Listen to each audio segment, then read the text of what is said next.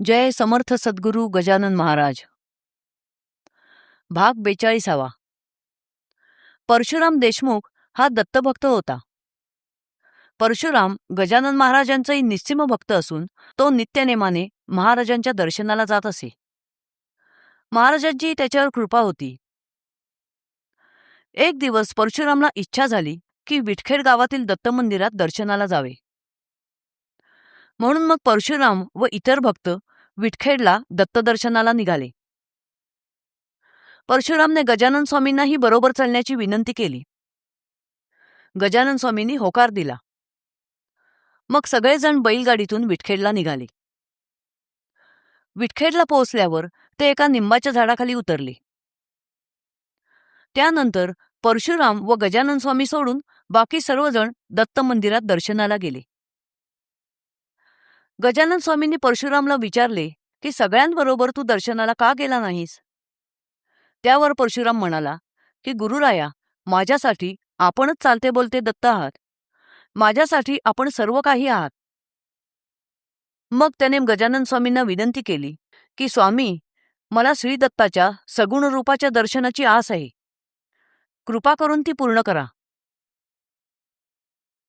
परशुराम निष्ठेने आणि शुद्ध भावाने दत्ताची भक्ती करत असे.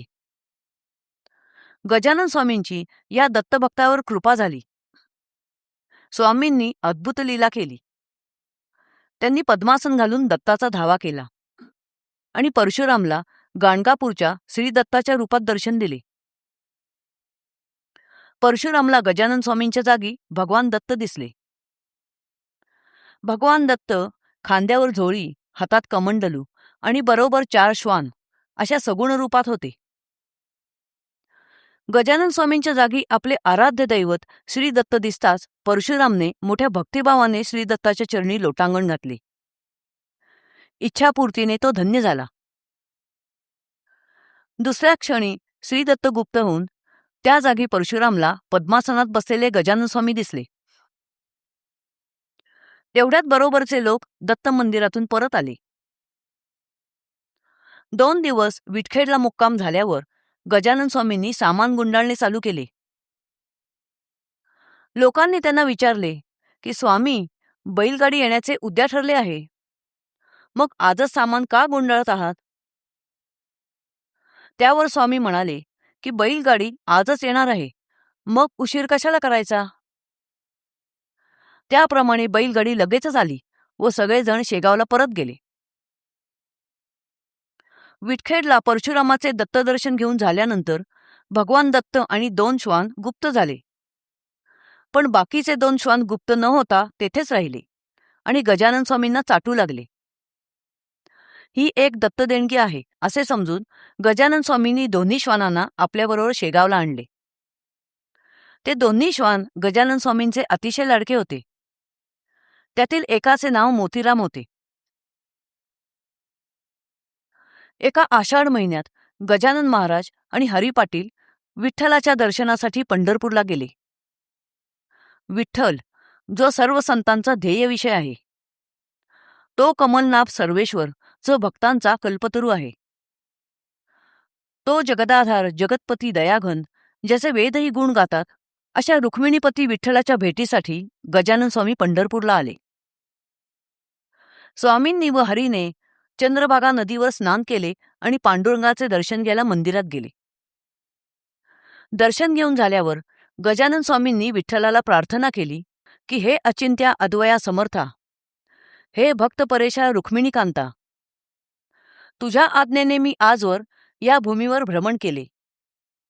जे जे भाविक नर होते त्यांचे मनोरथ पूर्ण केले.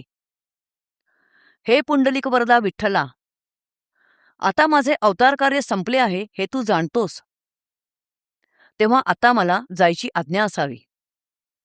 हे भगवंता, मी भाद्रपद मासी वैकुंठी जाऊन सदैव तुझ्या चरणी राहू इच्छितो. हात जोडून विठ्ठलाला अशी विनवणी करताना गजानन स्वामींच्या डोळ्यात अश्रू आले.